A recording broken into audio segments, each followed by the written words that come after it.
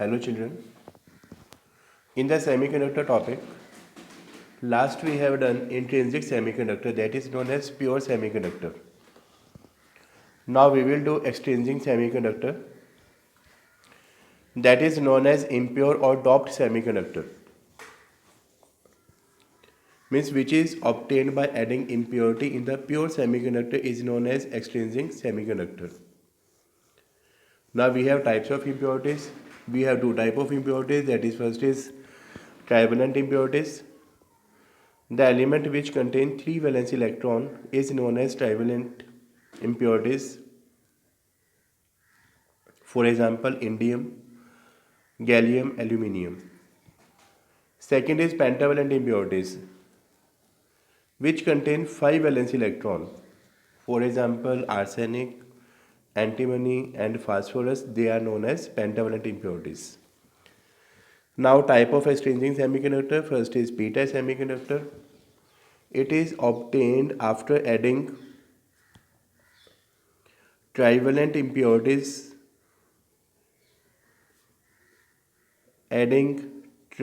impurity into pure semiconductor. Silicon is a pure semiconductor. Here we take indium. This is indium.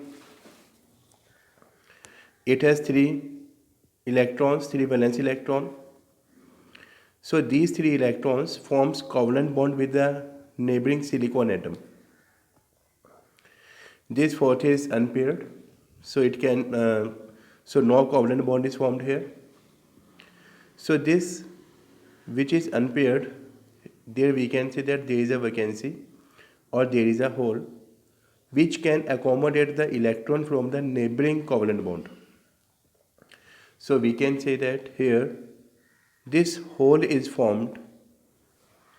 If this hole want to accommodate electron from the neighboring atom, so suppose if the electron is coming from this covalent bond here, this will be completed, covalent bond will be formed, but here hole will be formed. So in this way, if this hole is formed here, if it wants to make the again covalent bond, so it gain the electron from the neighboring silicon atom so that it can form the covalent bond. So we can say here that if we add number of indium in the pure semiconductor, then we get hole. If large number of indium atom or trivalent impurities added into the pure silicon crystal, then we can say large number of hole is formed. So in the p-type semiconductor, large number of hole is formed. So we can say that majority in the p-type semiconductor is hole and minority in the p-type semiconductor is electron. The energy band diagram of p-type semiconductor is, in the p-type semiconductor we can say the majority is of hole and the minority is of electron. This is valence band which is completely filled. This is conduction band. This is vacant.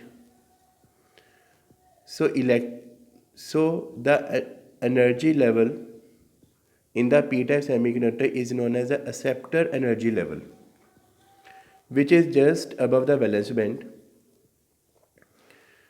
and the energy required to move the electron at room temperature from valence band to the acceptor energy level is, that is 0.01 eV.